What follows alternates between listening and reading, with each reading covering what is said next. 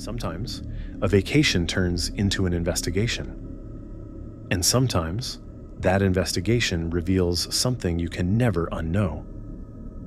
This guest thought they were escaping the city for peace and quiet.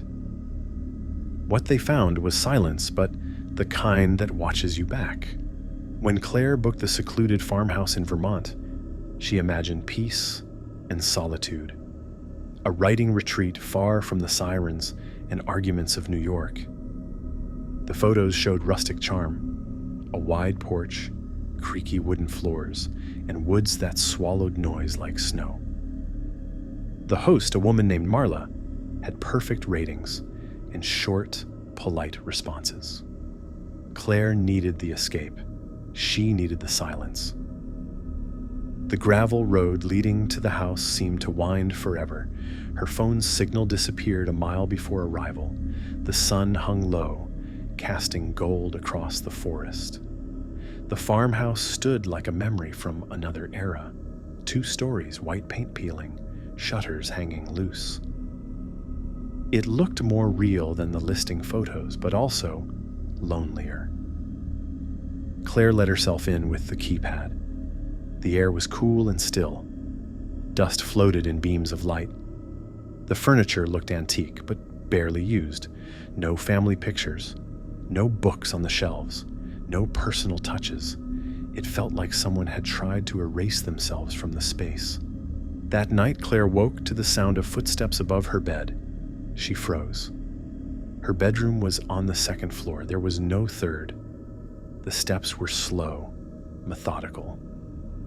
She grabbed her phone, turned on the flashlight, and climbed the stairs to the attic hatch.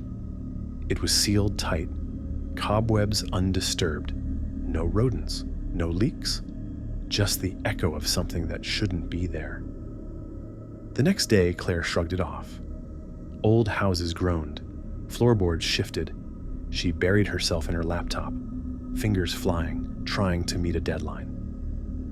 But around 6 p.m., she opened the pantry and felt a gust of cold air. A shelf was slightly askew. She pushed it, and behind it, a small wooden door. There was no basement on the listing. Her heart drummed in her chest. She opened the door. A steep staircase descended into darkness. The smell hit her immediately. Wet stone, mold, and something else, metallic. She went down 5 steps before her flashlight caught something in the dark. A chair, wooden, worn, facing the wall. Next to it, a small table. And on that table, a box. The box had her initials carved into the lid, CH. She slammed the door shut, locked it, shoved the shelf back in place, tried to breathe. That night, the voices started, not loud, just beneath the floorboards. A woman whispering, a child crying. She turned on every light in the house, slept with a knife under her pillow. The next morning, she messaged Marla. "Is there a basement? I think I found something." No response. She tried to call, straight to voicemail. Claire tried to leave, but her car wouldn't start. The battery was brand new, no error lights. She walked up the road until she got a single bar of signal and called a tow truck. While waiting, she rechecked Marla's Airbnb profile. Gone. Reviews wiped. Account inactive. She went back inside. Something had changed. The air felt heavier. The silence wasn't empty anymore. It was watching her. Claire grabbed her flashlight and went back into the basement. The box was still there. She opened it. Inside were photos. Dozens.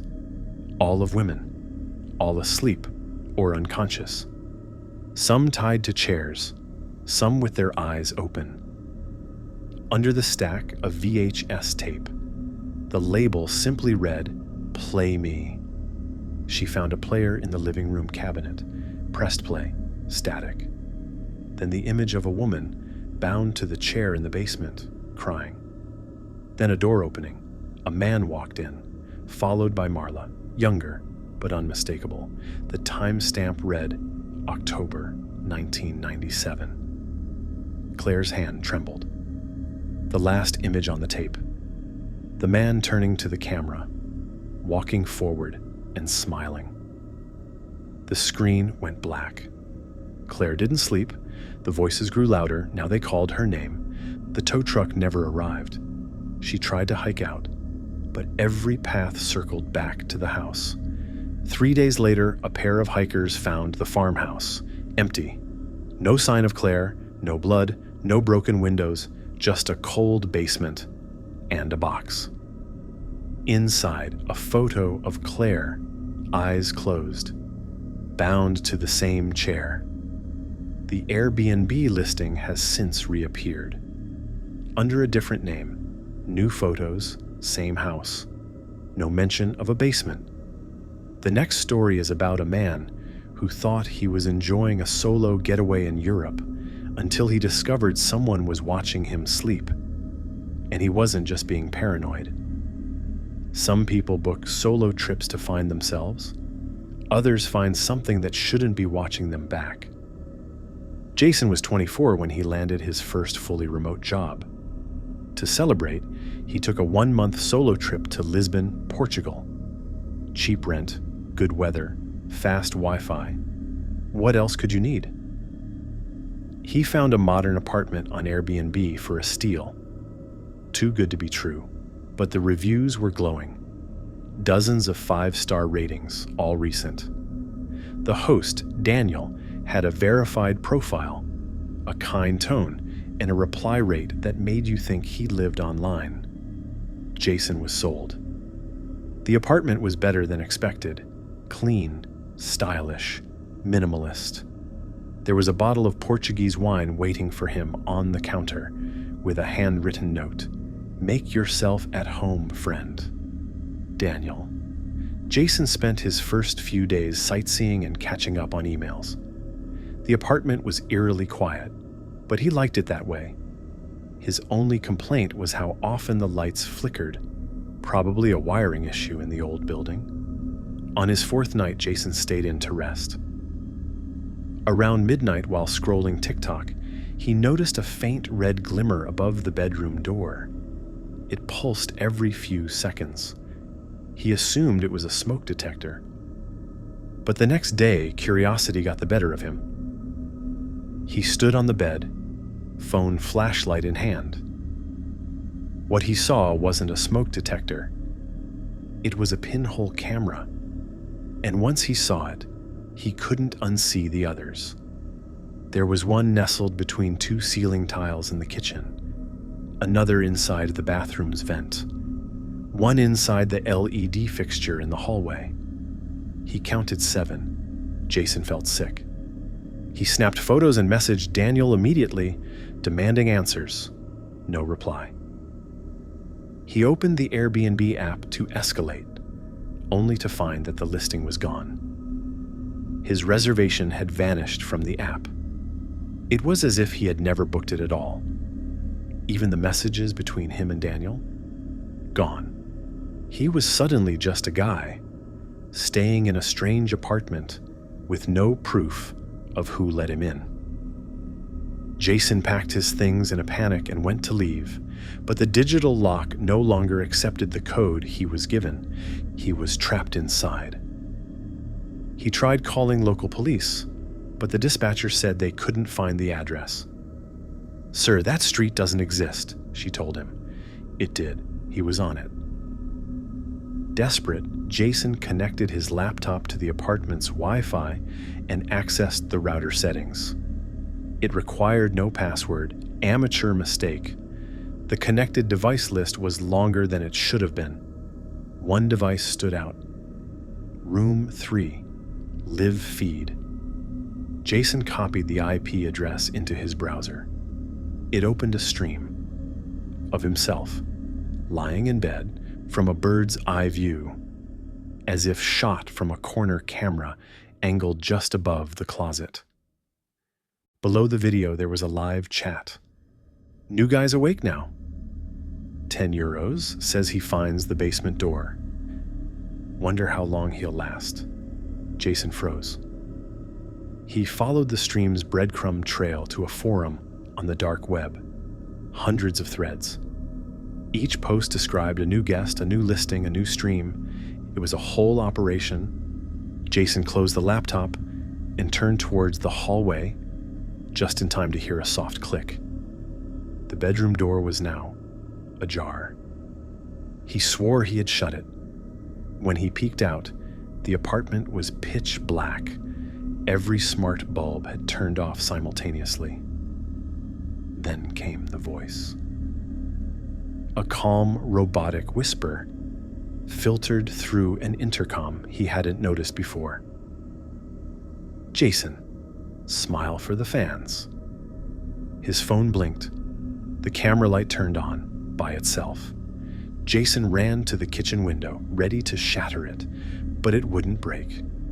The glass was thicker than expected, reinforced. He tried screaming, but the city noise outside drowned him out.